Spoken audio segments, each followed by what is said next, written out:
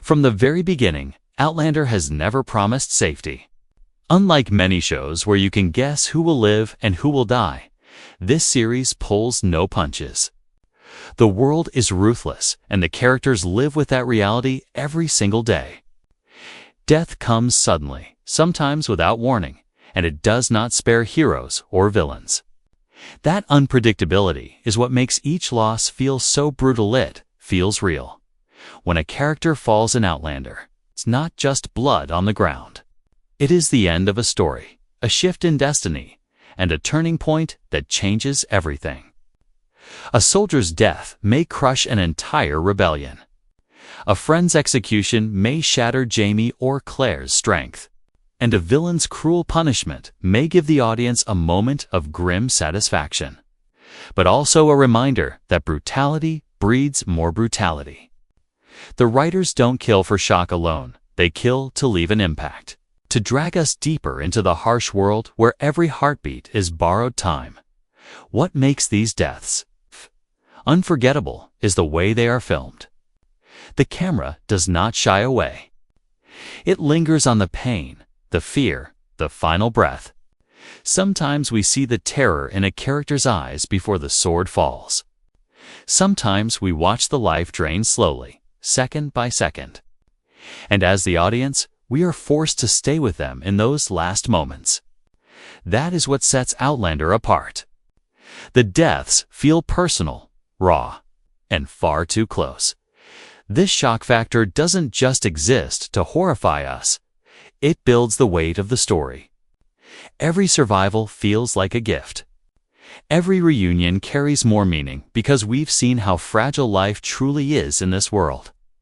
And that is why the deaths linger in our minds. They are not just scenes to move the story forward, they are scars carved into the memory of everyone who watches. Asterisk. The battlefield in Outlander is not a place of glory. It is a graveyard waiting to be filled. When the Jacobites charge across the mist-soaked fields of Culloden, there is no heroic music, no shining armor, only mud, blood, and the raw sounds of men dying. Swords split skulls, muskets tear bodies apart, and the air fills with a stench of iron and fear. This is not war, as legend tells it. This is war as it really was, merciless, ugly, and unforgettable. What makes these battle deaths so brutal is their intimacy. The show doesn't simply pan out and show a wide shot of clashing armies. It drags us into the chaos, close enough to see a man's eyes as life leaves them, close enough to hear the choking gasp of someone run through by a bayonet. Jamie fights with the desperation of a man who knows every strike might be his last, and the camera never lets us look away from the cost of each swing. Bodies collapse at his feet, blood splattering his hands, reminding us that every victory carries a graveyard behind it.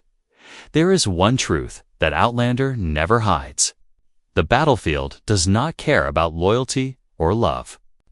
Friends fall as easily as enemies. A soldier who just moments ago was laughing with his comrades may suddenly be lying in the dirt, his chest torn open, his story ended in silence. These deaths are not cinematic endings, they are abrupt, messy, and cruel. And that cruelty forces the viewer to feel the despair that history often softens. The Culloden massacre is the clearest example of this brutality. Men are cut down not only by weapons, but by exhaustion, fear, and hopelessness. As the camera moves across the carnage, you don't just see bodies, see broken dreams, futures erased in seconds. It's not just a battle. It's a slaughter. And that is what makes it so haunting. The battlefield deaths in Outlander are not there to thrill, they are there to scar, to remind us that war is not glory, but grief. And in every drop of blood spilled, the weight of history presses down, unrelenting, crushing both the characters and the audience with the same merciless truth. Asterisk, Exekias, execution in Outlander is not just about ending a life, is about breaking the soul before the body is gone. The cruelty of the 18th century is shown in every slow step, toward the gallows. Every tightening of rope, every lash of the whip. Death here is never quick, and that is what makes it so unbearable to watch. The punishment is not designed to kill swiftly, it is designed to make an example, to leave fear carved into the hearts of those who witness it. What makes these deaths different from the chaos of battle is the silence.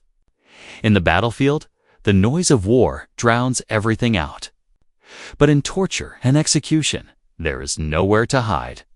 The condemned stands before a crowd, the sound of the rope creaking or the whip slicing the air louder than any scream. These moments strip away dignity. They reduce a man or woman to something less than human before taking away their life entirely.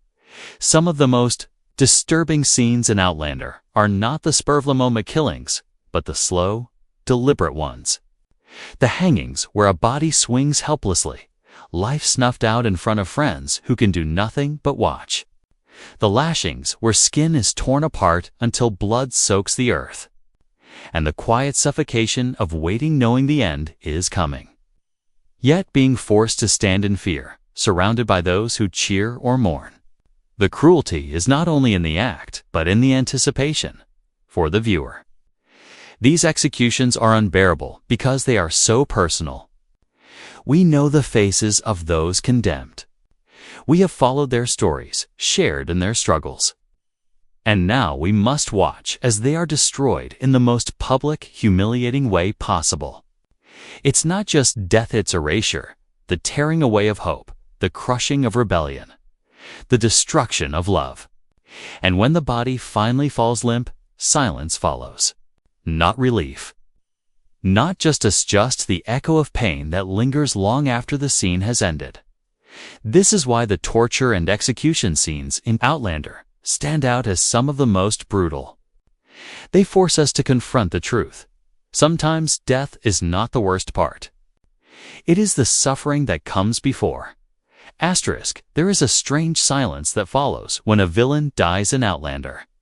Part of you wants to cheer, because at last justice has arrived. But the other part of you is shaken, because the way justice is delivered is never clean. The show makes sure that when evil meets its end, it is not gentle, not merciful, and never forgettable. Instead, it is as brutal as the pain they once caused. The brilliance of Outlander lies in how it handles these moments. When a villain falls, it is not just about punishing the wicked, it is about mirroring their cruelty back upon them. If they live through violence, they often die by violence. If they thrived on fear, their final moments are filled with the same terror they once inflicted. Their deaths become twisted reflections of their lives. And that symmetry makes the audience both satisfied and unsettled. What makes these scenes even more powerful is that they don't feel staged. There are no dramatic speeches or poetic goodbyes. Instead, the camera drags us close, showing every desperate breath, every drop of sweat, every wild flicker in the villain's eyes as they realize their power has finally run out. These moments strip them of the control they once held, reducing them to frightened, broken people, just like their victims once were. And in that reversal, the audience feels justice, but also horror. It is in these deaths that Outlander teaches its most chilling lesson. Cruelty leaves scars, and when it returns, it does not return softly. The villain's ends are not quick cuts of revenge. They are heavy, drawn-out reckonings that remind us of the pain they caused. When the final blow lands, the screen does not celebrate. Instead, it lingers. It forces us to see not only the justice, but also the brutality of justice itself. And as the villain's body falls silent, we are left not with triumph, but with an uneasy truth: evil can be defeated, but the cost of defeating it is always blood. Not every brutal death in Outlander is soaked in blood or sharpened by steel.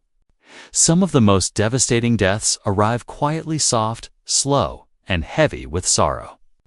These are the goodbyes that break the heart rather than the body. The ones that remind us that pain does not always come from violence. Sometimes it comes from silence, From the moment when someone you love simply slips away and leaves you behind. What makes these deaths unforgettable is not the act itself, but the weight they carry. The camera does not focus on gore or spectacle, it lingers on faces. A trembling hand holding another for the last time. A whisper of words that will never be answered. The stillness that follows when the fight to live finally ends. These moments hit harder than any sword because they feel deeply human. They remind us that death is not only about loss, it's about love cut short.